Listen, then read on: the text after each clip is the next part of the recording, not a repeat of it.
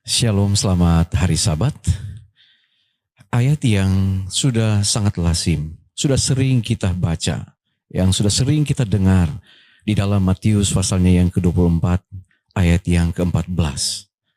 Firman Tuhan berkata, "Dan Injil kerajaan ini akan diberitakan di seluruh dunia, menjadi kesaksian bagi semua bangsa.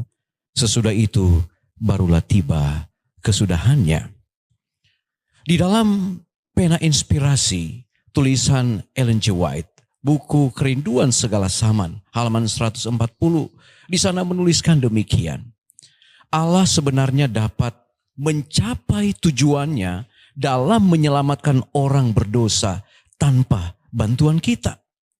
Akan tetapi, supaya kita dapat mengembangkan suatu tabiat seperti tabiat Kristus, wajiblah kita mengambil bagian dalam pekerjaannya.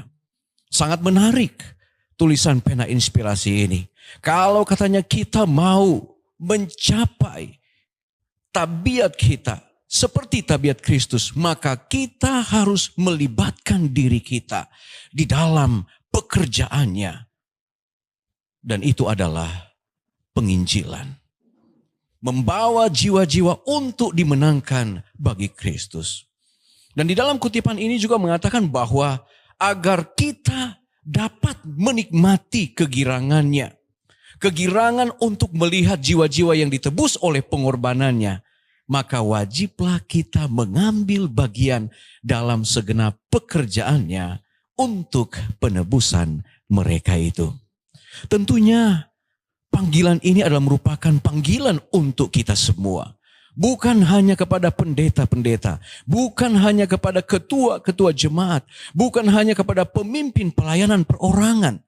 Tetapi panggilan ini adalah panggilan bagi kita semua, orang-orang percaya, untuk melibatkan diri di dalam pelayanan pekerjaan Tuhan, membawakan kabar keselamatan bagi jiwa-jiwa yang lapar dan haus akan kebenaran. Kita tahu bersama, Paulus ketika dia mengalami pertobatan, satu hal yang luar biasa dia tunjukkan. Di dalam menggapai jiwa-jiwa yang dia akan bawa kepada Tuhan, dia mengalami berbagai masalah, bahaya, menghadapi penyamun, menghadapi saudara-saudara palsu. Di darat, di laut, dia mengalami ancaman yang luar biasa. Dia mengalami kehidupan yang penuh sengsara, kedinginan, dimasukkan di dalam penjara. Nyawa menjadi taruhan.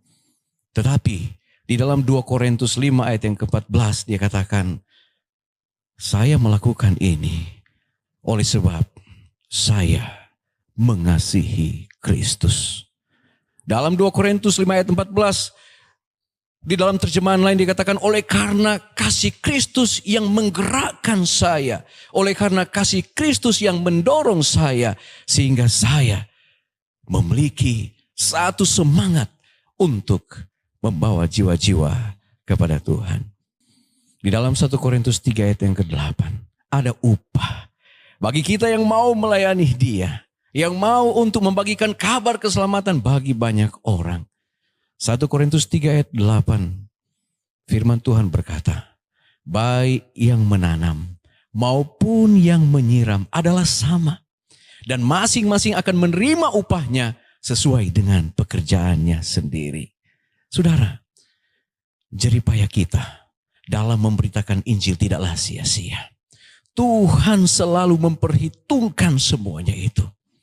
Kiranya hal ini dapat mendorong kita untuk tetap memiliki gairah dan semangat bersaksi memberitakan Injil sampai Yesus datang pada kali yang kedua.